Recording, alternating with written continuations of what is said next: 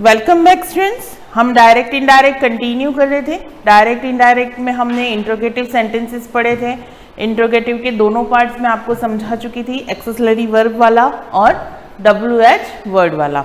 जब हमने वो पार्ट ख़त्म किया तब मैंने एंड में आपको एक नेक्स्ट इम्पेरेटिव सेंटेंस के बारे में एक आउटलाइन दी थी कि इम्पेरेटिव सेंटेंस किस टाइप के होते हैं, कि जिसमें आप किसी को ऑर्डर कर रहे हैं, किसी से रिक्वेस्ट कर रहे हैं या किसी को एडवाइस कर रहे हैं। तो इस टाइप के जो सेंटेंसेस होते हैं वो इम्पेरेटिव सेंटेंसेस के अंदर आते हैं।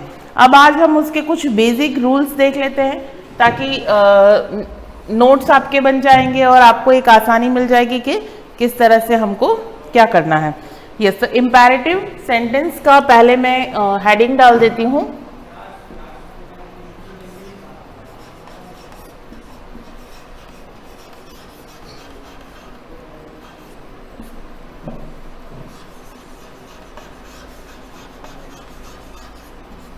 Imperative sentences.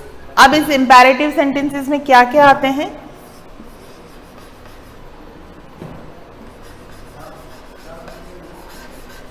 कमांड्स,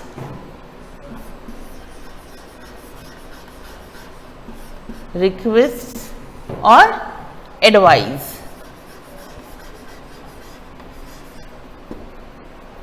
ये तीन चीजें इसके अंदर आती हैं। अब हम इसके कुछ बेसिक रूल्स की बात कर लेते हैं कि हम इन सेंटेंसेस को बनाएंगे किस। देखो, आपने अब तक जितने भी देखा है, आप लोगों ने ये नोट किया कि हमने जो फर्स्ट असर्टिव सेंटेंस कह सकते हैं वो पढ़े थे। तो उसमें हमने हमारे कुछ बेसिक रूल्स हमने पढ़े थे जो टेंस के अकॉर्डिंग चेंज हो रहे थे। उसके बाद हमने नेक्स्ट स्टेप लिया जिसके अंदर हमने प्रोनाउंस के अकॉर्डिंग चेंज किया। नेक्स्ट स्टेप और लिया जिसमें हमने इंट्रोगेटिव क्वेश्चन मार्क के अकॉर्डिंग चेंज किया। अब यहाँ पर हम बैक टू बैक हम कुछ रूल्स पढ़ रहे हैं। कहीं पर कनेक्टिव चेंज हो रहे हैं, कहीं पर कनेक्टिव लग नहीं रहे हैं। तो बहुत सारी बेसिक चीज़ें, तो इसी अब इम्पेरेटिव सेंटेंस के हम कुछ बेसिक रूल्स पढ़ेंगे।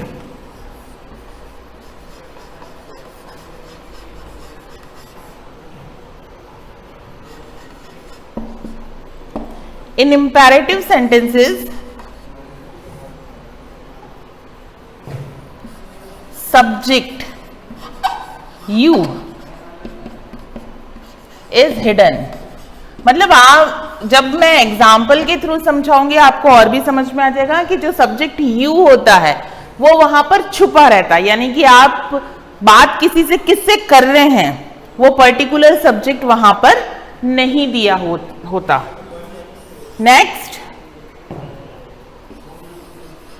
Sentence that means reported speech. यहां पे सेंटेंस का मतलब क्या है? रिपोर्टेड स्पीच है। रिपोर्टेड स्पीच स्टार्ट्स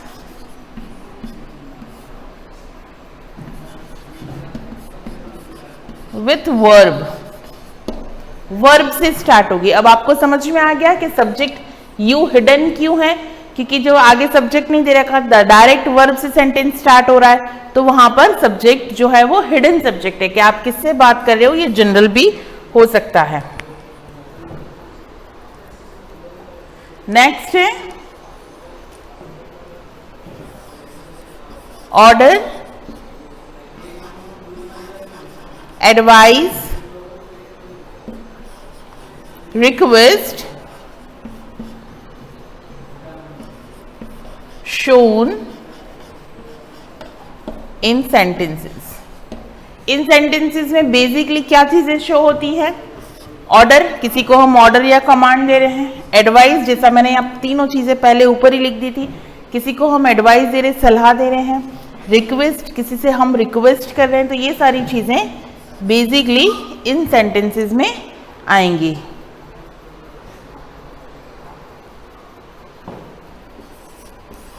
सेड, जो हमारा रिपोर्टिंग वर्ब का रिपोर्टिंग वर्ब में आता है। Change,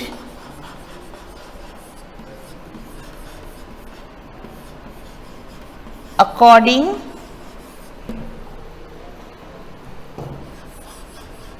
feel of reported speech. अब इस ये लाइन का क्या मतलब है? सेड। अब सेड, जब हमने सिर्फ सेड देखा था तो सेड का सेड ही रहता है, लेकिन जब वो सेड टू हो जाता है तो वो किस में चेंज होता था? टोल्ड में। फिर हमने इंट्रोगेटिव पढ़ा, इंट्रोगेटिव में सेड आया तो वो किस में चेंज हो रहा था? आस्क्ड में। अब यहां पर ये सेड आ रहा है तो क्या लिखा है मैंने? Said change according to feel of reported speech, यानी कि आपकी रिपोर्टेड स्पीच में फील क्या है? कोई ऑर्डर है, कोई एडवाइस है, कोई रिक्वेस्ट है, तो उसके अकॉर्डिंग ये सेड चेंज होगा। क्लियर? अब मैं बता देती हूं कि वो क्या हो सकता है चेंज। अगर ऑर्डर है,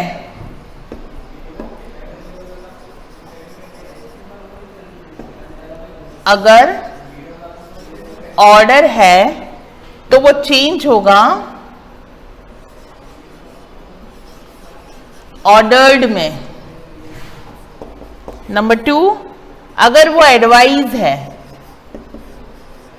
तो चेंज होगा एडवाइज्ड में। और नंबर 3, अगर वो रिक्वेस्ट है तो वो चेंज होगा रिक्वेस्टेड में। ठीक है, ये थे हमारे कुछ बेसिक रूल्स। एक और रूल बच जाता है, मैं वो भी बता देती हूं।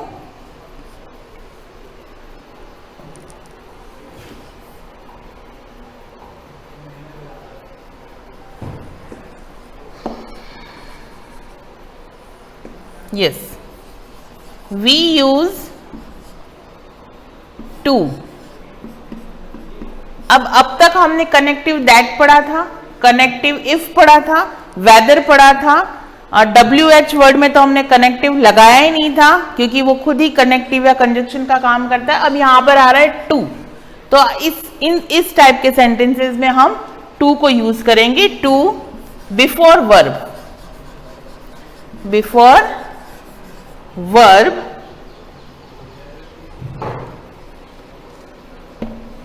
अब आगे के जो भी हैं एग्जाम्पल्स में बता देती हूँ ताकि आपको ये क्लियर हो जाए। एक एग्जाम्पल हम यहां पे देख लेते हैं।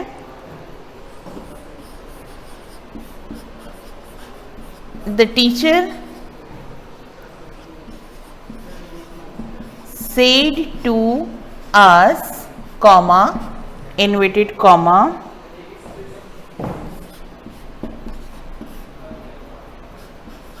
listen to me when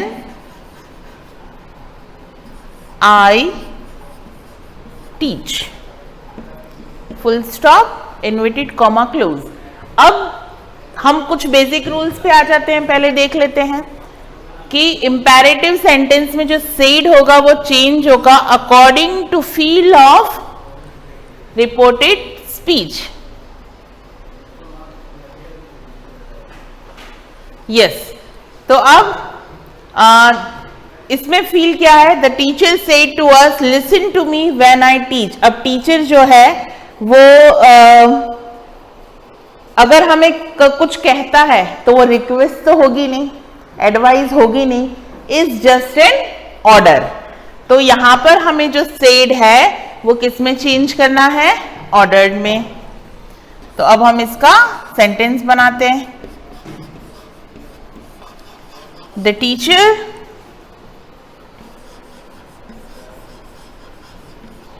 ordered अस। अब क्या बात की थी कि कनेक्टिव, हम कनेक्टिव के रूप में हम टू लगाएंगे। अब यहां पे देखो वर्ब से स्टार्ट हो रहा है सेंटेंस। अच्छा, listen to me when I teach. तो एक चीज और हमने पिछले रूल में जो फर्स्ट पढ़ी थी वो क्या थी कि subject you will be hidden, जो इसका सब्जेक्ट होगा वो छुपा हुआ होगा।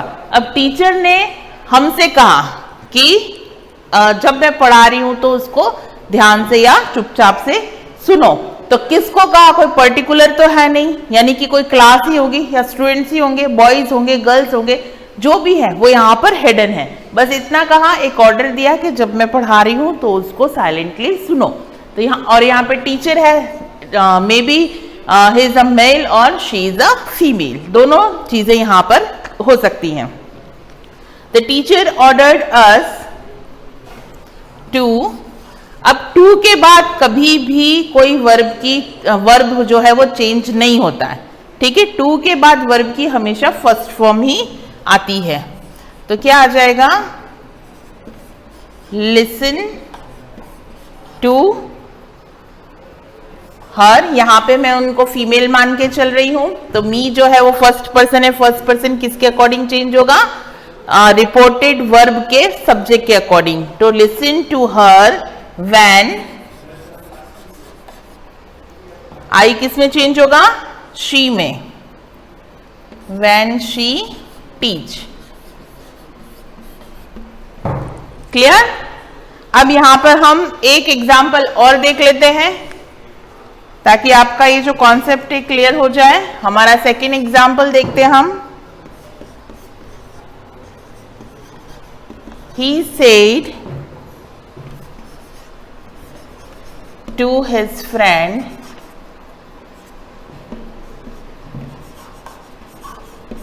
comma, inverted comma, work hard.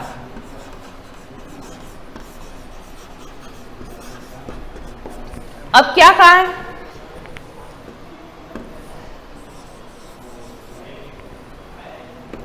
He said to his friends। दो फ्रेंड्स के बीच में जब बातचीत होती है तो ना ऑर्डर होता है ना रिक्वेस्ट होती है, एक एडवाइस होती है। हम अपने फ्रेंड से कुछ बोलते हैं तो एज ए एडवाइस ही हम उसको बताते हैं। तो यहां पर एक फ्रेंड दूसरे फ्रेंड को क्या कह रहा है, वर्क हार्ड, यानी कि उसको एडवाइस दे रहा है। तो क्या आएगा, he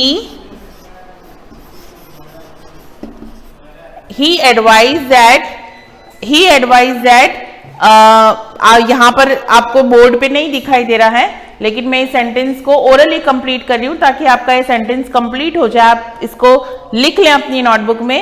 He said his friend to work hard। मैं फिर से इस सेंटेंस को रिपीट कर रही हूं, He said to his friend to work hard।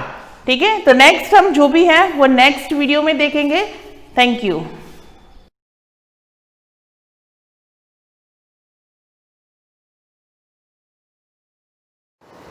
सुप्रभात विद्यार्थियों, जैसा कि कल हमने हिंदी व्याकरण में संधि की, स्वर संधि की प्रमुख प्रकार के बारे में अध्ययन किया, स्वर संधि की परिभाषा के बारे में अध्ययन किया और स्वर संधि के प्रमुख भेद या प्रकार कौन कौन से थे उनके बारे में अध्ययन किया। एक बार पुनः उस पर चलते हैं। अपन ने दीर्घ संधि के बारे में अध्ययन किया। दीर्घ संधि से हम वापस गुण संधि पर आगे क्रम में बढ़ेंगे।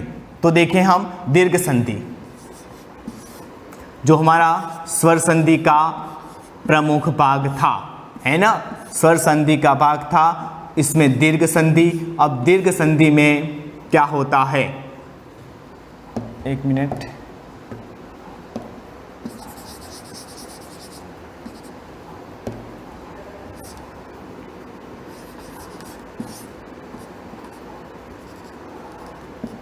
दीर्घ संधि है ना।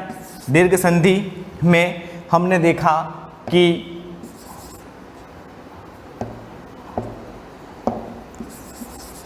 दीर्घ संधि में हमने देखा कि अ आ के बाद क्या था, अ आ के बाद अ आ आए तो क्या बना था, आ बना था, विद्याधन आलय। ठीक है, विद्यालय शब्द देख लेते हैं, विद्यालय।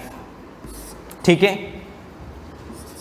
ई या ई के बाद क्या आया था, ई और ई, तो हमारा क्या बना था, बड़ी ई बना। ठीक है, इसके बाद ऊ और ऊ के बाद ऊ या ऊ आते हैं तो बड़े ऊ में परिवर्तन हुआ। अब इन तीनों के बारे में अपन अध्ययन किया। तो यहाँ पर रमादन इस, गणधन इस, गणेश। ठीक है, ये तो था आपने सॉरी उसमें। तो यहाँ पर क्या था अपना दीर्घ संधि में, कविधन इंद्र, हरिधन ईश, रजनीधन इस प्रकार के, उ, भूधन ऊर्जा, बुर्जा, इस प्रकार के जो शब्दों का अध्ययन यहाँ पर हुआ था। ठीक है, तो यहाँ पर संधि दीर्घ में आ के बाद अ आए तो वही स्वर आए तो उससे दीर्घ हो जाता है, ये हमने अध्ययन किया था। अब गुण संधि में क्या होगा, अब गुण संधि की बात करें हम, है ना, गुण संधि की बात करते हैं। तो गुण संधि में क्या होता है, दीर्घ के बाद आगे गुण संधि, है ना। गुण संधि में क्या होता है, हमें या तो सीधा भी ध्यान रखना है, ए ओ और अर, ए ओ अर का प्रयोग होता है। अब ए ओ कहाँ होगा, आ के बाद, आ के बाद ई आए तो क्या हो जाएगा, ए। आ के बाद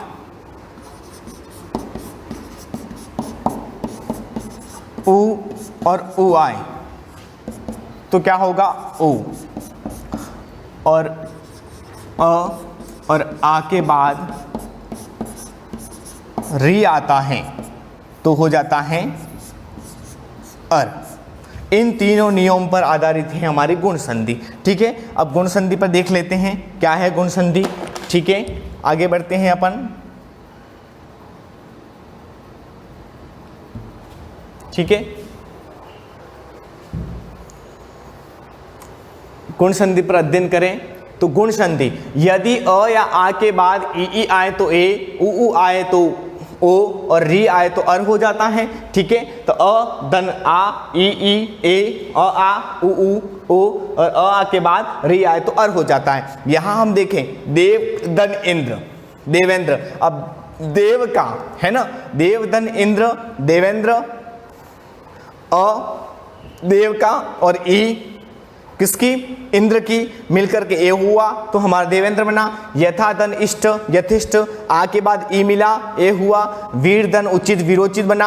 अ के बाद उ हुआ तो ओ हुआ। महादन उत्सव, महोत्सव, आ के बाद उ हुआ तो ओ हुआ। महादन ऋषि, महर्षि, आ के बाद री आया तो अर हुआ। और सप्तदन ऋषि, सप्त ऋषि, और अ के बाद क्या होगा, सप्त का अ और री का ऋषि, इस प्रकार अर हो गया। तो यहाँ पर गुण संधि में है ना, हमने देखा कि ए ओ अर था। ठीक है, देखे जैसे सुरेंद्र ये शब्द ले लिया है ना। अब सुर दन इंद्र, सुर का अ और इंद्र का ई मिलकर के क्या होगा, ए होगा। और ए की मात्रा हमारी कौन सी है, ये।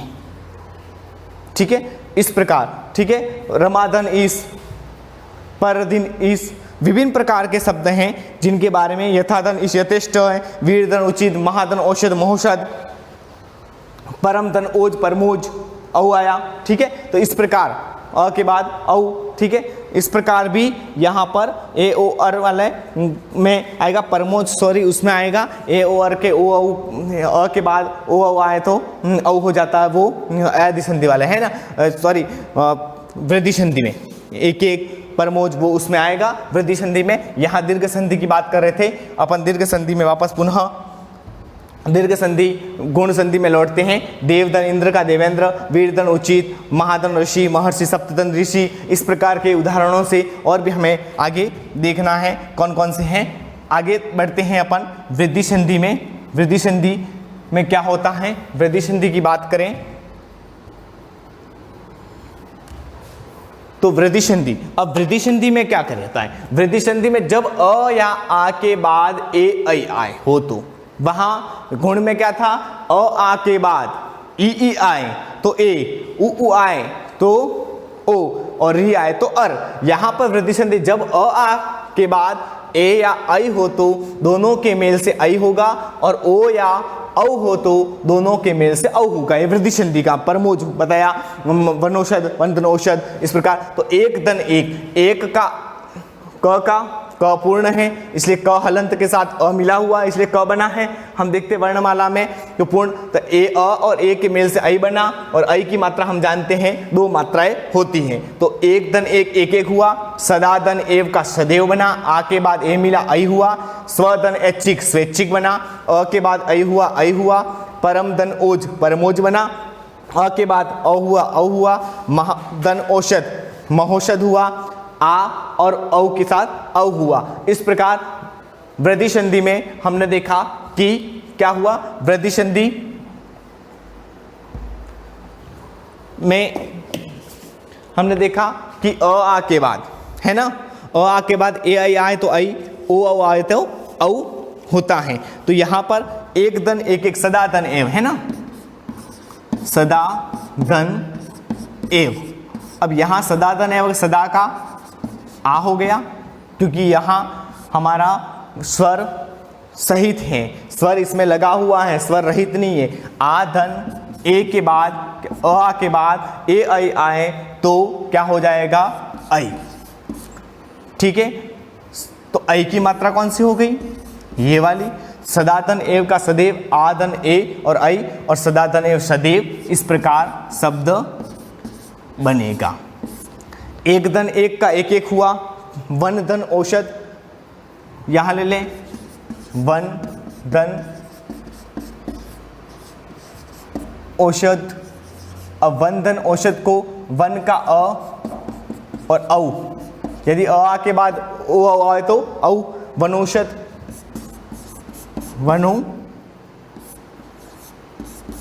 वनौषध। परम धन ओज का परमोज।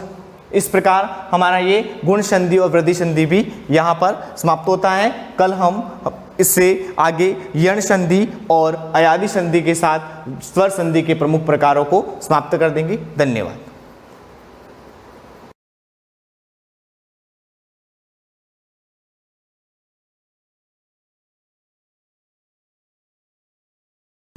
Hello student, good morning. Previous class में मैंने आपको परफेक्ट सेंस करवा रही थी, उसमें 6 क्वेश्चन तक कंप्लीट करवा दिया। आगे कहा भी था कि ट्राई करना, पर देख लेना एक बार। 7 क्वेश्चन फिर से मैं करवा रही हूँ यहाँ पर। Question number 7, 0.729 plus cube root है 0.027 माइनस 0.008। क्लियर। अब इसमें देखना, इन सब के क्या फाइंड करना है, क्यूब रूट फाइंड करना है। क्लियर दे रखा है। अब यहाँ पर देखो क्यूब डाई फाइंड कर लेना। सबसे फर्स्ट आप क्या करोगे, इसके पॉइंट रिमूव कर देना। तो यहाँ पर क्या हो जाएगा, 0.0, ये 0 लिखने की जरूरत नहीं, ठीक है। अब यहाँ पर क्या हो जाएगा, 1000, पॉइंट जैसे रिमूव किया क्या हो जाएगा, 1000। यहाँ पर भी आपको यही करना है, 27 और अपॉन में क्या हो जाएगा, 1000। अभी और यहाँ पर 8/1000। क्लियर। अब देखना, अब इसकी रूट फाइंड कर लो, क्यूब रूट फाइंड कर लो। क्यूब रूट 729 किसका होता है, क्यूब 9 का, तो इसका क्यूब रूट क्या हो गया 9, और 1000 किसका होता है 10 का, प्लस यहाँ पर ये 3 का हो जाएगा और ये 10 का हो जाएगा। यहाँ पर क्या है, माइनस दे रखा है।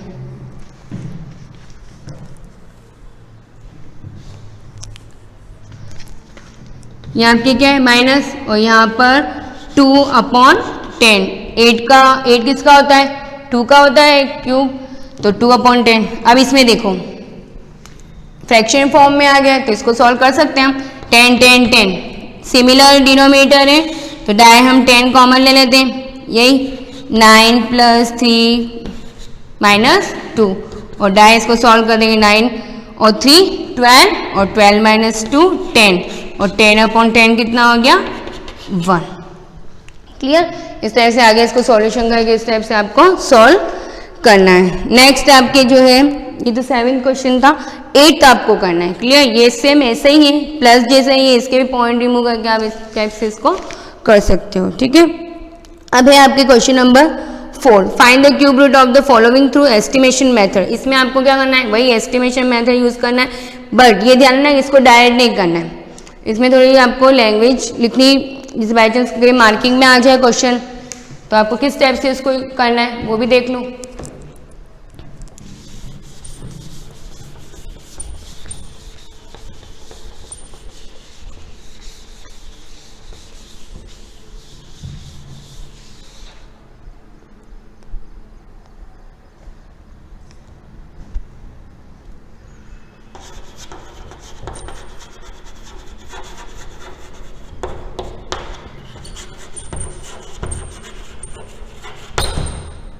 यस, जैसे फर्स्ट है आपके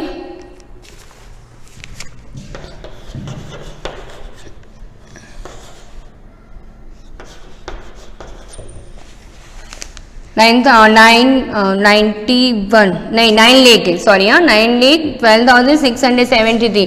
अब ये किसका परफेक्ट क्यूब है, ये बताना है, क्यूब रूट फाइंड करना, वो भी किसके थ्रू, एस्टिमेशन मेथड के थ्रू। तो सबसे फर्स्ट हम क्या करेंगे, लिख देना, ये आपको थोड़ी लैंग्वेज लिखनी पड़ेगी इसमें, जैसे वी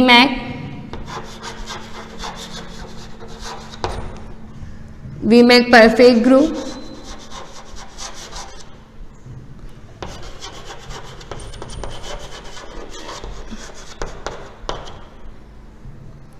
लास्ट डिजिट, जैसे कैसे बना दिया,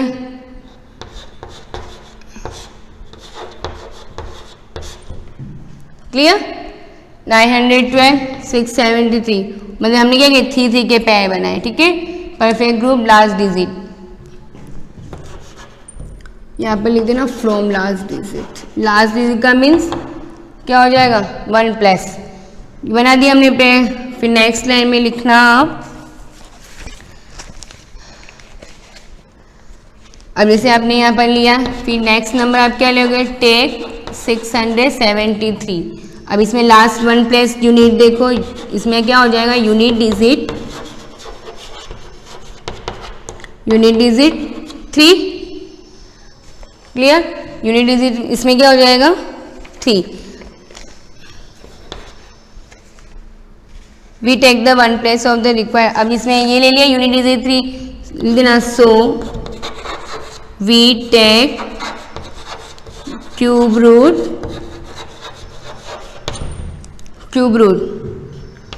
लास्ट प्लेस, वो यूनिट प्लेस कुछ भी लिख सकते हो, we take cube root last place, क्या हो जाएगा 3, बताया था 3 ऐसा कौन सा क्यूब रूट है जिसके क्यूब में लास्ट में 3 आता हो, तो 7 का क्या होता है 343, और उसके लास्ट में 3 आ रहा है, आप चेक करके देख सकते हो, ठीक है। तो यहाँ पर क्या ले लिया हमने 7, ठीक है, 7 क्या हो गया, कि 7 का यहाँ पर क्या होगा, यहाँ पर एक लिख देना, बिकॉज 7 का क्यूब कितना होता है 343, ठीक है। अब नेक्स्ट देखना, अब इसमें क्या, फिर नेक्स्ट नंबर लो, अब 912, नेक्स्ट स्टेप क्या लिखोगे, टेक 912, क्लियर। अब इसमें 912 में आपको वही देखना है, लेस देन, तो इसमें क्या करोगे, लिख देना, बिकॉज अब 912 है, तो 912 किसका हो जाएगा, जैसे 8 का कितना होता है, 8 का 812, ठीक है, हाँ 8 का होता है 512, सॉरी 8 का होता है 512, और 9 का हो जाएगा 729 हो जाएगा। अब इसमें ये देगा 720, और 10 का हो जाएगा 1000, तो यहाँ पर आपको क्या लेना है 912, तो 9 का ले सकती हूँ, 9 का ले लें हम, तो यहाँ पर क्या हो जाएगा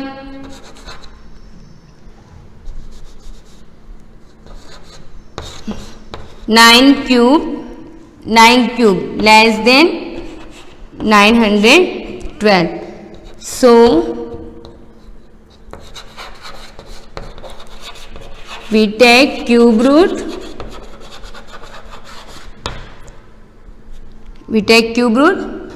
9, clear, therefore लिख देना, so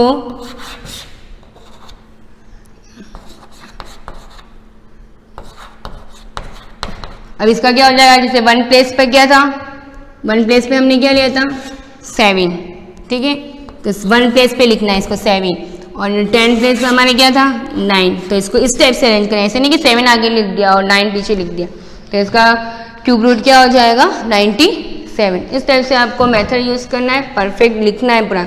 जब भी आपको एक पर्टिकुलर एस्टिमेशन मेथड के थ्रू अगर सॉल्व करना हो तो ये इस टाइप से आपको लैंग्वेज पूरी फॉर्म करके लिखनी है, क्लियर।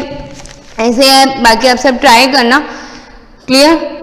और भी सेम ऐसे ही सब स्टेप से ट्राई करना।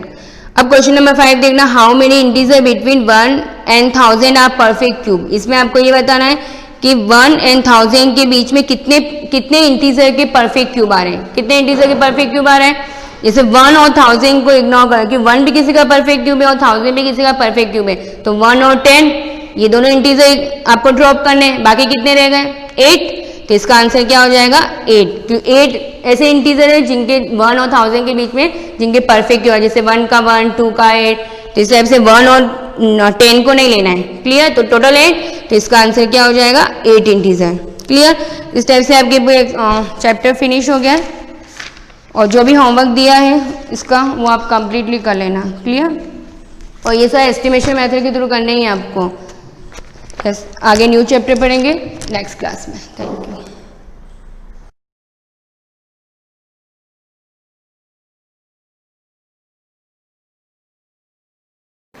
गुड मॉर्निंग स्टूडेंट्स, हम ज्योग्राफी के अंदर सेकंड चैप्टर पढ़ रहे थे, land, soil, water, wild life and natural vegetation. इसके अंदर हमारे 3 पार्ट्स हो गए थे। सॉइल हमने पढ़ लिया, लैंड हमने पढ़ लिया, वाटर हमने पढ़ लिया और हम नेचुरल वेजिटेशन के बारे में पढ़ रहे थे। इसकी डेफिनेशन हम लोगों ने पढ़ी थी, नेचुरल वेजिटेशन क्या होता है, उसके बाद किन बेस पर इसको डिवाइड कर रखा है वो भी हमने पढ़ लिया था। तो 4 डिस्ट्रीब्यूशंस इसके बता रखे थे, फॉरेस्ट, ग्रास लैंड, स्क्रब्स और टुंड्रा रीजन। ये चारों मैंने आपको कहा था कि एज ए नोट्स के रूप में आपको लर्न करना है और लिखना भी है इनको। उसके बाद अब जो अपना नेक्स्ट पॉइंट आता है वो होता है टाइप्स ऑफ फॉरेस्ट। जब हमने क्लास 7th के बारे में पढ़ा था तो हमने 5 प्रकार के टाइप्स ऑफ फॉरेस्ट पढ़े थे और यहाँ पर आपकी बुक में अब कम हो गया है, 2 टाइप्स के फॉरेस्ट ही दे रखे। उसमें अपना आता है evergreen forest and deciduous forest. Depending on when the trees shed their leaves, forest can be classified as evergreen and deciduous. किसके बेस पर डिवाइड कर रखा है? अगर आप लोगों से पूछा जाए किस बेस पर इसका डिवाइडेशन या क्लासिफिकेशन कर रखा है, तो देयर लीव्स, पत्तियों के आधार पर कि किस प्रकार से हरे भरे रहते हैं कि वो पतझड़ हो जाते हैं, इस बेस पर 2 टाइप्स के आपको फॉरेस्ट बता रखे हैं, evergreen forest and deciduous forest. अब एवरग्रीन नाम से पता चल रहा है, एवरग्रीन का मतलब क्या होता है? जो हमेशा हरा भरा रहता है उसको हम कहेंगे evergreen forest. And deciduous forest जो पतझड़ वन होते हैं उनको हम कहेंगे डिसिडियस फॉरेस्ट।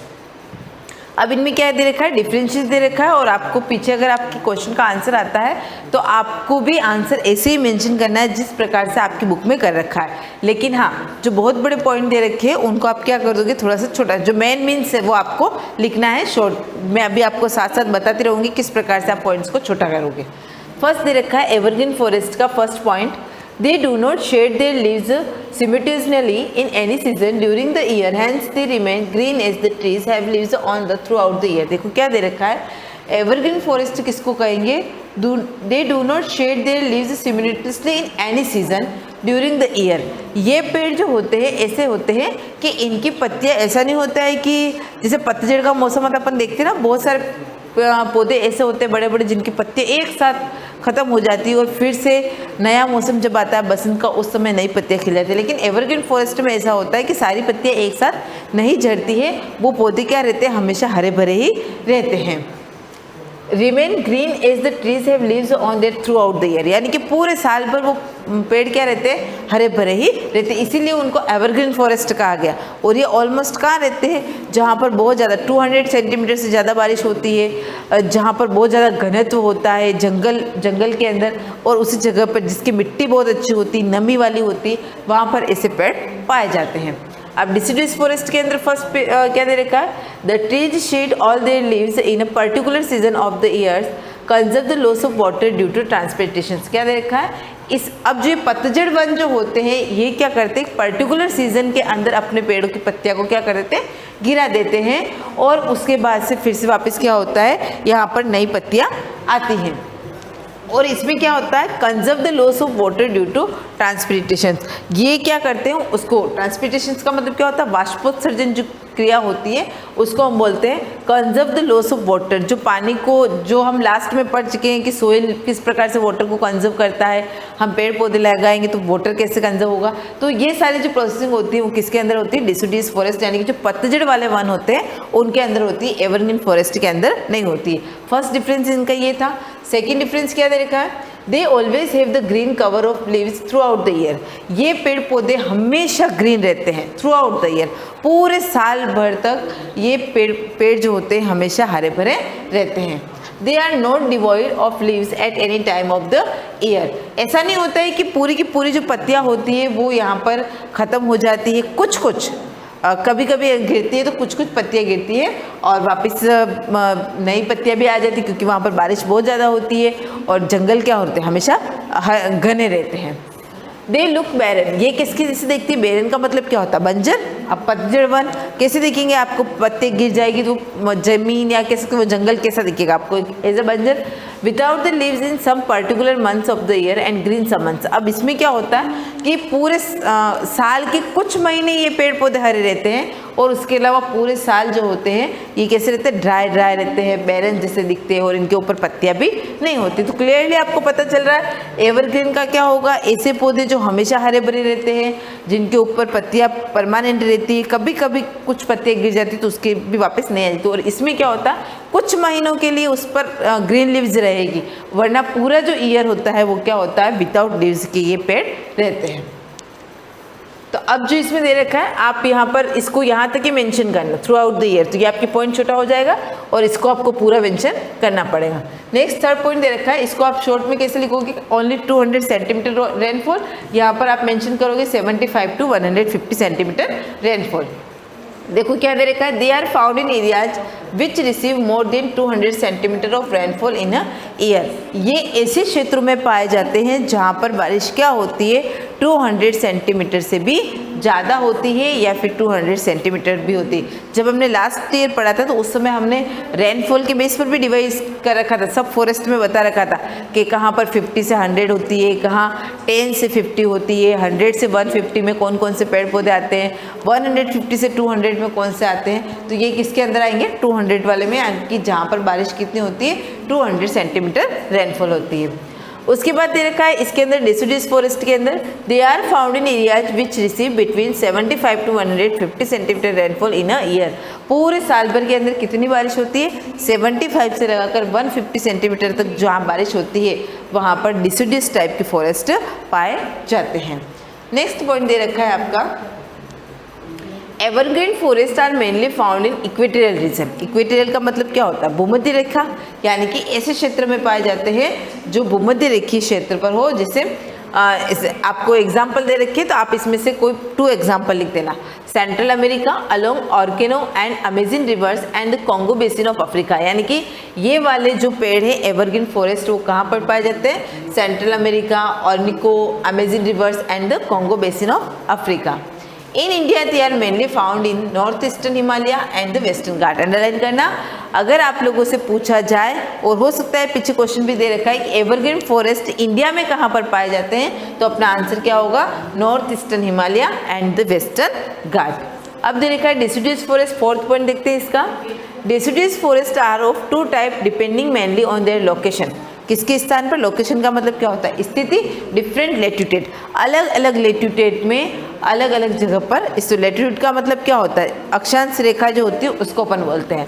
अब इसमें दे रखा है tropical forest found in Chile, South America, South Africa and South Australia. ये भी आप मेंशन करना, ये कहाँ पर पाए जाते हैं? South America, South Africa and South Australia. Temperate forest found in north central Europe, eastern Asia and eastern United state. इसमें ये 2 प्रकार के दे रखे, ट्रॉपिकल फॉरेस्ट और टेम्परेट फॉरेस्ट। ये कहाँ पर पाए जाते हैं? वापस साउथ अमेरिका, साउथ अफ्रीका और साउथ ऑस्ट्रेलिया के अंदर। ये पाएंगे आपके Europe, eastern Asia and eastern United state. तो आप लोगों को मेंशन करना है, आप जो आंसर लिख रहे हो उसमें आपको इनके 1 एग्जांपल लिख देना। जैसे ट्रॉपिकल फॉरेस्ट लिखा तो आपने साउथ अफ्रीका लिख दिया, टेम्परेट फॉरेस्ट लिखा तो आपने सेंट्रल यूरोप लिख दिया। एक एक भी रन कर लोगे तो इनफ है आपके लिए।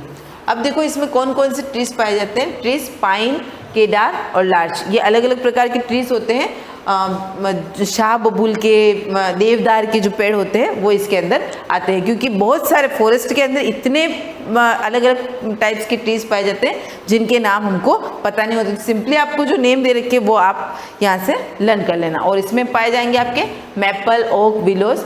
उसके अलावा बहुत सारे होते हैं, लेकिन अपने को कम ही दे रखा है तो अपने को कम ही लर्न करना है, ज़्यादा लर्न नहीं करना है। आप ये वाला जो पैराग्राफ दे रखे हैं दोनों, एवरग्रीन फॉरेस्ट और डिसिडुअस फॉरेस्ट, पीछे आप क्वेश्चन देख लेना। अगर दोनों में डिफरेंशियस दे रखा है तो इसको डबल बार मत लिखना, तो वही आंसर मेंशन कर देना। अगर नहीं दे रखा है तो आप इसको नोट्स के रूप में लिख देना, और पूरा का पूरा डिटेल लिखने की कोई ज़रूरत नहीं है। जहाँ पर आप छोटा कर सकते हो, थर्ड में मैंने बताया 200 सेंटीमीटर लिखोगे रेनफॉल, यहाँ पर 75 to 150, यहाँ पर कहाँ कहाँ पाए जाते हैं ओनली फॉर 2 के नेम लिखना, यहाँ पर भी 1 के मेंशन करना, और लास्ट वाला तो वैसे आपको छोटे दे रखा है तो आप इसको नोट्स के रूप में बना लेना।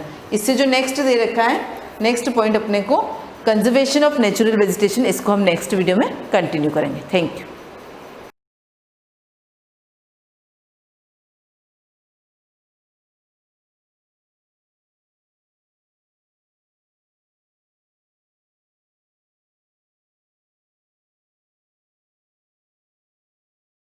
Good morning class 8। Synthetic fibre जो चल रहा है उसका थर्ड पार्ट लूँगी मैं। लास्ट सेकेंड पार्ट में मोनोमर और पॉलीमर को डिस्कस किया था। मोनोमर जो सिंगल यूनिट से बना होता है, पॉलीमर जिनमें मैनी यूनिट्स जुड़ जाते हैं और एक चेन का फॉर्मेशन करते हैं। यहाँ पे देखा, ये 2 डायग्राम देखे थे, एक पेपर क्लिप्स और एक बीड्स का देखा था। ये किस तरह से जॉइन होकर इस तरह से एक दूसरे को चेन जैसा स्ट्रक्चर बनाते हैं। देन हमने डिस्कस किया था पॉलीमर और मोनोमर वर्ड को। दोनों ही जो वर्ड है वो ग्रीक लैंग्वेज से आए हुए हैं। मोनो का मीनिंग सिंगल होता है, पॉली का मीनिंग मैनी होता है, मर यानी MER मीनिंग यूनिट हो जाता है। ये चीज़ पढ़ाई थी। उसके बाद हमने प्लास्टिक की डेफिनेशन देखी थी। प्लास्टिक वो चीज़ है जिसको हम मोल्डेड इनटू वेरियस फॉर्म, मतलब मोल्ड करके उसको दूसरे शेप में हम उसका बार बार रीयूज़ कर सकते हैं, उसको रिसाइकल करके उसका बार बार शेप बदला जा सकता है टेम्परेचर के अकॉर्डिंग। यहाँ से देखते हैं, chemist have learn to make duplicate natural fibre. They have learn to combine simple molecule monomer into a long chain of a bigger molecule polymer. वही चीज़ें जैसे साइंटिस्ट ने ये देखा कि हम डुप्लीकेट, अगर नेचुरल फाइबर हमको डुप्लीकेट बनाना है तो वो नेचुरल फाइबर के कंपोजिशन से बनेगा या उनको इंग्रेडिएंट्स के रूप में इनको मिक्स करते हैं। तो उन्होंने उनके अकॉर्डिंग कंबाइन सिंपल मॉलिक्यूल, एक सिंपल मॉलिक्यूल जिसको हम मोनोमर बोलते हैं, जब वो लॉन्ग चेन में जुड़ जाते हैं तो उनको हम बोल सकते हैं बिगर मॉलिक्यूल, जिनको हम एक साथ जब आपस में जुड़ जाएंगे, जैसे ये जो चेन थी हमारी, ये मोनोमर थी, यानी एक पेपर क्लिप है, दूसरा है, तीसरा है, इस तरह से सबने लॉन्ग चेन में अरेंज होकर क्या बना दिया, पॉलीमर। उसके बाद है so as to form artificial fibre. इस तरह से एक आर्टिफिशियल फाइबर प्रिपेयर किया जाता है। This artificial fibre are called synthetic fibre और मैन मेड फाइबर। इन फाइबर्स को हम क्या बोलते हैं, आर्टिफिशियल, सिंथेटिक या फिर मैन मेड, क्योंकि इंडस्ट्रीज में बनता है। नेचुरली किसी प्लांट या किसी एनिमल से ऑब्टेन होने वाला फाइबर नहीं होता है। The process by which artificial fibres are made from simple molecule is called polymerisation. यहाँ पर दे रखा है ऐसा प्रोसेस जिसमें आर्टिफिशियल फाइबर जो है वो जो बनाए जाते हैं, वो किससे बनाए जाते हैं आर्टिफिशियल फाइबर, तो यहाँ लिखा है from simple molecule is called polymerisation. Polymerisation यहाँ पे क्या है, तो प्रोसेस का नाम है polymerisation. That means process condensation polymerisation, यानी सारे पॉलीमर्स को जोड़कर उनमें कंडेंसेशन करवा के किस तरह से एक आर्टिफिशियल फाइबर प्रिपेयर किया जाता है, उसके बारे में, उस पूरी प्रोसेस को हम एक वर्ड में क्या बोलते हैं, पॉलीमराइजेशन। नेक्स्ट दे रखा है यहाँ पर सम इम्पॉर्टेंट डेफिनेशंस। आपको मोनोमर, पॉलीमर, प्लास्टिक और प्लास्टिसिटी, आप चाहो तो आप यहाँ से नोट्स बनाना स्टार्ट करो। अभी तक नहीं बनाए हो अगर, तो आप इस लेसन के यहाँ से नोट्स बनाना स्टार्ट करना। यहाँ लिखा है कुछ डेफिनेशन है इंपॉर्टेंट। मोनोमर जैसे क्या होता है, the simplest molecule in polymer is called monomer. Monomer यानी सिंगल यूनिट, जिसको हम लिख सकते हैं, आप चाहो तो मोनोमर के आगे ब्रैकेट में लिखो सिंगल यूनिट, और फिर इसकी डेफिनेशन, एक सिंपल मॉलिक्यूल जो पॉलीमर होता है या polymer is called monomer. Second है polymer, the product formed by the combination of a large number of monomer is called polymer. वही जब मोनोमर का जो नंबर होता है, बहुत सारे मोनोमर जब आपस में जुड़कर एक कॉम्बिनेशन बनाते हैं या एक चेन का फॉर्मेशन करते हैं, तो दैट्स कॉल्ड पॉलीमर, उसको हम पॉलीमर कह सकते हैं। नेक्स्ट है plastic, a material which can be easily moulded into various form is called plastic. ऐसा मटेरियल जिसको हम बार अगेन एंड अगेन मोल्डेड कर सकते हैं। मोल्डेड का मीनिंग मेल्ट करवा के दूसरा शेप दे सकते हैं। जैसे प्लास्टिक का कोई कंटेनर है तो उसको मोल्ड करके हम कुकर के, प्रेशर कुकर के वगैरह पैन जो होते हैं किचन में यूज़ होते हैं, उनके यूटेंसिल्स के हैंडल्स बनाते हैं। तो वो जो होता है वो थर्मोसेटिंग प्लास्टिक होता है। तो थर्मोप्लास्टिक वो है जो आगे आएगा इसी लेसन में, तब और डिस्कस करेंगे। थर्मोप्लास्टिक, जिनको बार बार रीमोल्ड कर सकते हैं और दूसरा शेप दे सकते हैं। थर्मोसेटिंग लास्ट में होते हैं, जिनको हम बार बार मोल्डेड नहीं कर सकते, उनका शेप डिसाइड होता है, फिक्स होता है, वापस उसको नए शेप में नहीं डाल सकते। ये हो जाता है प्लास्टिक। प्लास्टिसिटी क्या है? प्लास्टिक की जो क्वालिटी होती है उसको प्लास्टिसिटी बोलते हैं। प्रॉपर्टी ऑफ अ मटेरियल, ऐसी प्रॉपर्टी मटेरियल की जिसकी वजह से by which it can be moulded into various form is called plasticity. वही प्लास्टिक की जो क्वालिटी होगी उसको हम प्लास्टिसिटी बोलेंगे। आपको 1 2 3 4 ये 4 डेफिनेशन से स्टार्ट करने हैं नोट्स बनाना। ये चारों डेफिनेशन आपके नोट्स में आप लिख देना, यही होमवर्क है। Types of synthetic fibre. Synthetic fibre में जैसे हमने अभी तक का 7th स्टैंडर्ड में आपने देखा कि नेचुरल फाइबर कौन से होते हैं, तो नेचुरल फाइबर में हमने वूल पढ़ा, कॉटन पढ़ा, सिल्क पढ़ा। उनमें से कुछ एनिमल फाइबर है जो एनिमल से मिलते हैं, कुछ फाइबर है जो प्लांट प्रोडक्ट यानी कॉटन, जूट, हेम्प, ये सब कैसे प्लांट से मिलने वाले फाइबर।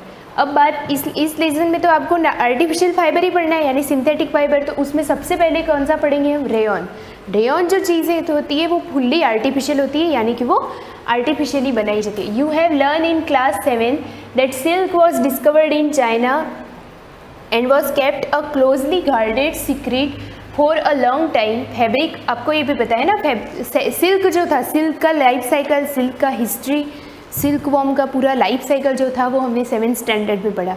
उसका पूरा एक लाइफ साइकिल होता है, किस तरह से सिल्क वॉर्म बड़ा होता है, उसके अंदर से जो सलाइवा निकलती है वो सलाइवा एयर के कांटेक्ट में आने से वो सिल्क के थ्रेड का रूप ले लेती है, वो उसी के चारों तरफ कोकून को बना देता है। उसी कोकून को अगर हम बॉइल वाटर में डालें तो हमें एक जो है वो लंबा एक थ्रेड सिल्क का मिल जाता है। ये सिल्क का एक पूरा प्रोसेस था जिससे हमें सिल्क मिलता है।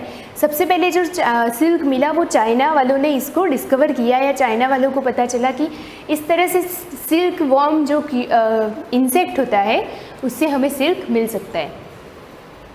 Closely fabric obtain from the silk were very costly, क्योंकि ये एनिमल फाइबर है, छोटा सा इंसेक्ट है, उसको अच्छे से रियर करो, रियर यानी उसकी देखभाल करो, उसको पालो, उनकी संख्या में बढ़ोतरी करो, उसको वापस मलबरी लीव्स ही उसका फूड होता है, आपको पता है। तो मलबरी लीव्स जो होता है उसका एक प्रॉपर एक फील्ड होता है, उसके लिए प्रॉपर अरेंजमेंट होता है, अच्छे से उसकी व्यवस्था की जाती है ताकि वहाँ पर ज़्यादा से ज़्यादा हमारे जो सिल्क वॉर्म है वो अच्छे से ग्रो करे, डेवलप हो।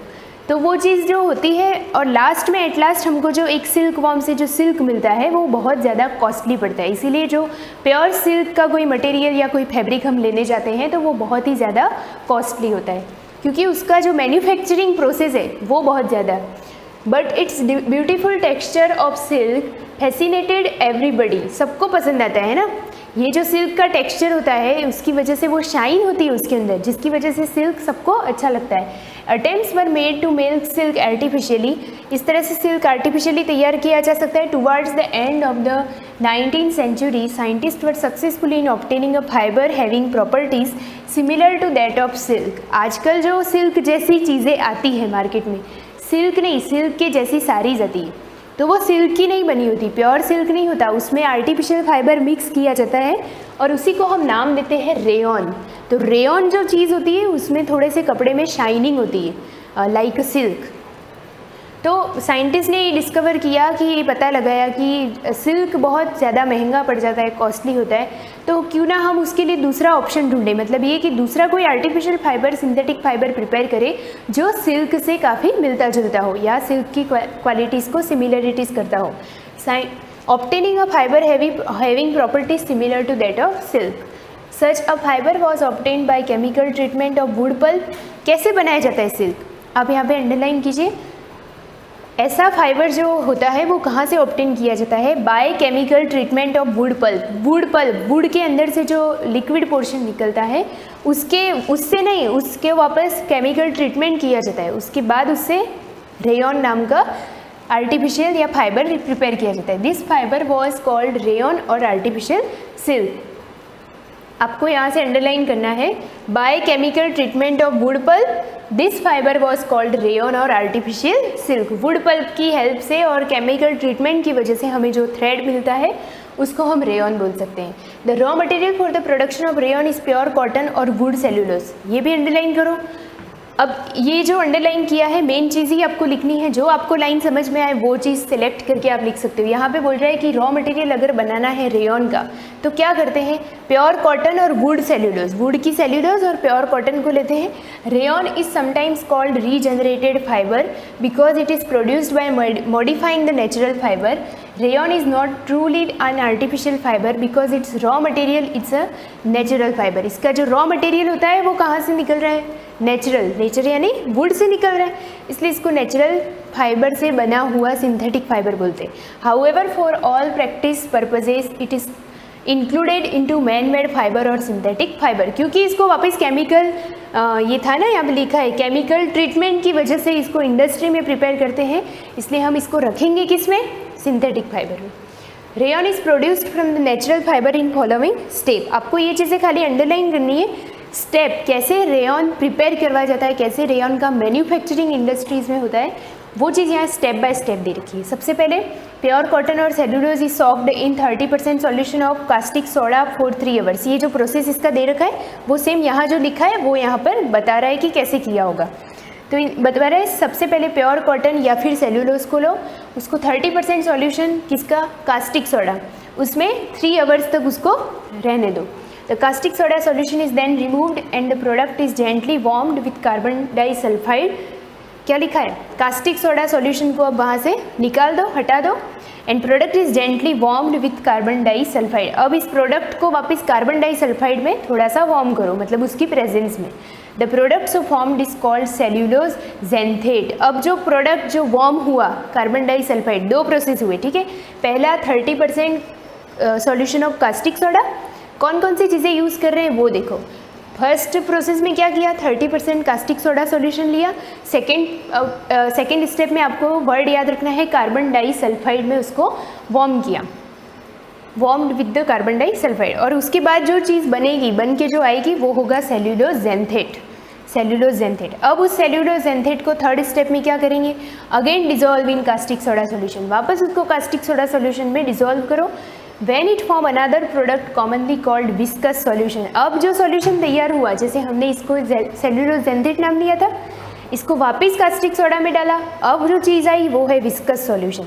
This solution is carefully filtered to remove any insoluble impurities. अब उसको फिल्टर्ड कर लो, उसके अंदर कोई भी इम्प्योरिटीज़ नहीं होनी चाहिए। The viscous solution is then slowly passed through a spinneret placed in the bath of dilute sulphuric acid. मतलब ये कि डाइल्यूट सल्फ्यूरिक एसिड यानी H2SO4 में उसको वॉश करो। The viscous hardens the form a very fine filament. उसके pass through यानी एक तो पहले उसको फिल्टर कर दिया, फिल्टर करने के बाद उसको डाइल्यूट सल्फ्यूरिक एसिड H2SO4 से निकालो, तो वो क्या, उससे जैसे ही पास होगा उसके फाइन फिलामेंट यानी बहुत बारीक बारीक उसके तंतु मिलेंगे। फिलामेंट को हिंदी में बोलते हैं तंतु, यानी कि आप समझ जाओ कि छोटे छोटे बारीक बारीक बहुत ही महीन जो धागे बनेंगे, धागे जैसी संरचना उसमें से निकलेगी। The filament is then bound on a spool. अब उस फिलामेंट या को स्पूल पे पूरा बाउंड कर दो यानी लपेट दो, तो वो आपको पूरा मिल जाएगा रेयॉन का लंबा थ्रेड। अब उस थ्रेड से आप प्रॉपर एक फैब्रिक बना सकते हो और उस फैब्रिक को आप मार्केट में सेल कर सकते हो। मैं यूजेस ऑफ रेयॉन आप पढ़ लेना, मैं और नेक्स्ट क्लास में इसको कंटिन्यू करूँगी। Thank you.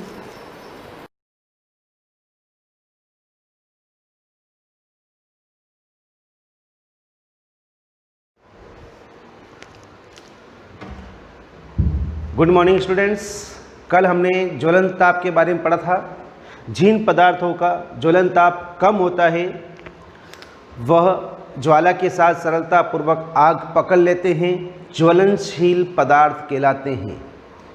ऐसे पदार्थों को जो तुरंत आग पकड़ लेते हैं, ज्वलन ताप कम होता है, ऐसे पदार्थों को हम ज्वलनशील पदार्थ कहते हैं, जैसे पेट्रोल, एल्कोहल, द्रवित पेट्रोलियम गैस यानी कि LPG आदि। अगर कहीं आग लग जाती है तो हम उस आग पर नियंत्रण किस प्रकार करें?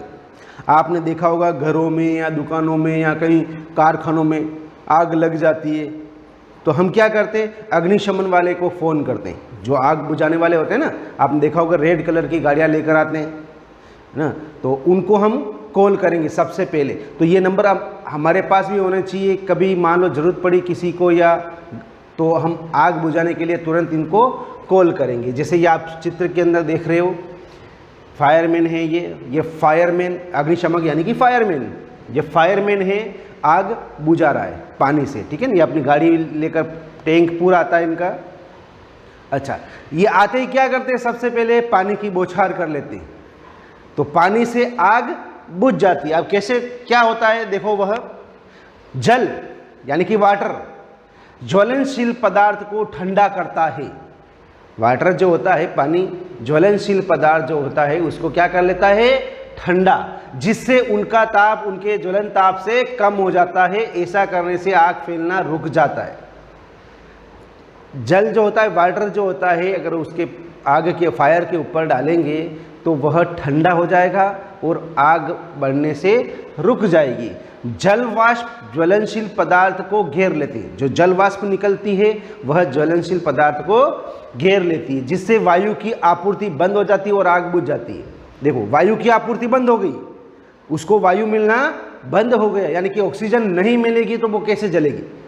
तो ऑक्सीजन गैस जलने में सहायक थी, वायु जलने में सहायक थी, तो उसको वायु नहीं मिलेगी तो क्या होगा, आग बुझ जाएगी। जैसा हमने पहले देखा था, एक व्यक्ति के कपड़ों में आग लग गई तो हमने क्या किया, उसको कंबल से ढक दिया। कंबल से ढकने पर उसको वायु, ऑक्सीजन नहीं मिली और आग बुझ गई। तो इसी प्रकार हम यहाँ पर भी वही क्रिया करेंगे, जल डालेंगे तो वह ठंडा हो जाएगा, जल वाष्प से उसके चारों ओर जो वायु है वह आना रुक जाएगी और आग बुझ जाएगी। अच्छा, आग लगने के लिए कौन कौन सी आवश्यकता होती है, जैसे आपने पढ़ा होगा, आग उत्पन्न करने के लिए 3 आवश्यकताएं होती है। अगर कहीं आग लगती है तो वो 3 कारण यानी 3 वस्तु होनी चाहिए। तो ये 3 आवश्यकताएं कौन कौन सी है, जैसे ईंधन, वायु का मतलब होता है ऑक्सीजन, ठीक है ना, और ऊष्मा, ईंधन का ताप उसके ज्वलन ताप से अधिक करने हेतु, यानी कि ये 3 चीज़ों की आवश्यकता होती है, ईंधन, वायु और ऊष्मा। आग उत्पन्न करने की 3 आवश्यकताएं हैं, एक तो ईंधन, दूसरा वायु और तीसरा ऊष्मा। इनमें से एक या अधिक आवश्यकता को हटाकर आग को नियंत्रित किया जा सकता है। अगर इनमें से एक को भी हटा देवे या सबको हटा देवे तो आग बुझना बंद हो सकता है। आग बुझाने वाले का कार्य वायु का प्रवाह काटना, ईंधन का ताप कम करना या दोनों होते हैं। जो आग बुझाने वाले होते हैं वो क्या करते हैं, वायु का प्रवाह रोकना, काटना, यानी कि वायु को उस जगह पर नहीं रखना, यानी कि ईंधन का ताप कम करना, जो जल रहा है उसका ताप कम करना, हम ठंडा जल डालकर भी कर सकते हैं। तो आपने अधिकांश स्थितियों में ईंधन को हटाया नहीं जा सकता। उदाहरण के लिए यदि किसी भवन में आग लगती है तो संपूर्ण भवन ईंधन ही होता है। देखो, ये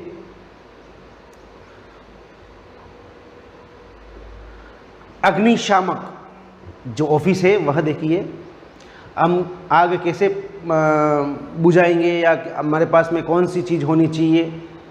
जल सबसे अधिक प्रचलित अग्निशामक है, परंतु जल तभी कार्य कर पाता है जब लकड़ी या कागज जैसी वस्तु में आग लगी हो। देखो, जल जो है सबसे अधिक प्रचलित अग्निशामक है, जल से हम आग बुझा सकते हैं, सबसे पहली चीज। अब इसमें यह ध्यान रखना है कि कब बुझा पाएंगे, जब वह लकड़ी या कागज जैसी वस्तु में आग लग रही हो। तो यदि विद्युत उपकरणों में आग लगी हो तो जल विद्युत का चालन कर सकता है।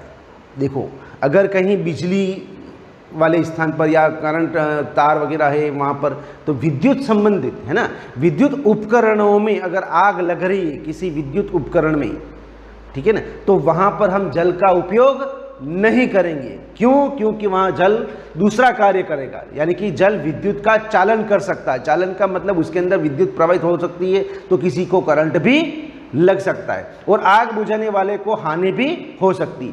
तेल और पेट्रोल में लगी आग बुझाने हेतु भी जल का उपयोग उचित नहीं होता है। अगर तेल या पेट्रोल में भी आग लग रही हो तो आप जल का उपयोग कदाचित नहीं करें, यानी कि कभी भी नहीं करें। तो हमें जहाँ विद्युत उपकरण हैं, टीवी, फ्रिज, कूलर या मीटर या कहीं पर भी स्विच बोर्ड में, है ना, मीटर में कहीं पर भी अगर आग लग रही हो तो हमें वहाँ पर पानी, वाटर का छिड़काव नहीं करना, यह हानिकारक होगा। अच्छा, तेल और पेट्रोल में भी हमको जल का उपयोग नहीं करना जब आग बुझाने के लिए। जल तेल से भारी होता है, अतः तेल के नीचे चला जाता है और तेल ऊपर जलता रहता है। विद्युत उपकरणों और पेट्रोल जैसी ज्वलनशील पदार्थ में लगी आग के लिए कार्बन डाइऑक्साइड है ना सबसे अच्छा अग्निशामक है। देखो आग बुझाने, अच्छा यहाँ पर ये बता रखा है कि जल और तेल, अगर तेल में भी या पेट्रोल में भी कभी आग लग जाती है तो हमें पानी का उपयोग नहीं करना, क्योंकि पानी भारी होता है जो नीचे जमा हुआ होता है, तेल ऊपर होता है उसके, ठीक है। अच्छा, अगर कहीं पर या विद्युत उपकरणों में अगर आग लग जाती है तो हमको ज्वलनशील पदार्थ को आग लग जाती है तो कार्बन डाइऑक्साइड गैस जो होती है CO2 गैस जो आग बुझाने के लिए प्रयुक्त होती है। जैसा कि ये सिलेंडर देख रहे हो आप, ये आग बुझाने का सिलेंडर है, इसके अंदर CO2 गैस भरी जाती है, ठीक है ना। तो ऑक्सीजन से भारी होने के कारण CO2 आग को एक कंबल की तरह लपेट लेता है, इससे ईंधन और ऑक्सीजन के बीच संपर्क टूट जाता है। तो CO2 जो होता है वह भारी होता है ऑक्सीजन के बनिस्पत, तो वह जब हम आग बुझाते हैं तो ये उसको पूरा ढक लेता है और वायु का संपर्क रुक जाता है, यानी कि ऑक्सीजन का उसको बराबर नहीं मिल पाती, जिसके कारण आग बुझ जाती है। अतः आग पर नियंत्रण हो जाता है। CO2 का अतिरिक्त लाभ यह भी है कि यह सामान्य विद्युत उपकरणों को कोई हानि नहीं पहुंचाता है। यह किसी भी विद्युत उपकरण है उसको हानि नहीं पहुंचाता है। हमें कार्बन डाइऑक्साइड की आपूर्ति कहाँ से होती है? देखो, कार्बन डाइऑक्साइड गैस कैसे मिलेगी हमको? उच्च दाब पर यह द्रव्य के रूप में सिलेंडरों में भरी जाती है। उच्च दाब पर इसको पहले लिक्विड यानी कि द्रव्य के रूप में इसको सिलेंडर के अंदर भरा जाता है। जैसे आपके घर के अंदर LPG किस रूप में सिलेंडर में रखी जाती है, जो LPG गैस टंकी होती है ना, हम गैस में किचन में उपयोग करते हैं, उसी प्रकार इसको भी द्रव्य के रूप में सिलेंडर में भरा जाता है। किसको? CO2 जो आग बुझाने का कार्य करती है। अतः यह न केवल आग के चारों ओर घेर लेती बल्कि ईंधन के ताप को भी नीचे ले आती, इसलिए अति उत्तम आवश्यक अग्निशामक है। CO2 प्राप्त करने का एक दूसरा तरीका सोडियम बाइकार्बोनेट या पोटेशियम कार्बोनेट जैसे रसायन के पाउडर का भारी मात्रा में छिड़काव है। आग के निकट इन पदार्थों से बहुत सी कार्बन डाइऑक्साइड गैस निकलती है जो आग बुझाती है। तो हमने देखा कि हम जैसे लकड़ी है, कागज है आदि, अगर कहीं आग लग जाती है तो वहाँ पर हम जल के द्वारा उसको बुझा सकते हैं। अगर विद्युत उपकरण या किसी तेल या पेट्रोल के अंदर आग लग जाती है तो हमको सिलेंडर का उपयोग करना पड़ेगा। इस सिलेंडर के अंदर CO2 कार्बन डाइऑक्साइड गैस द्रव्य के रूप में भरी जाती है, जिसका उपयोग हम आग बुझाने में करते हैं। तो आप लोग आज यही याद करें कि आग कैसे बुझाई जाती है, आग पर नियंत्रण कैसे किया जाता है। Thank you.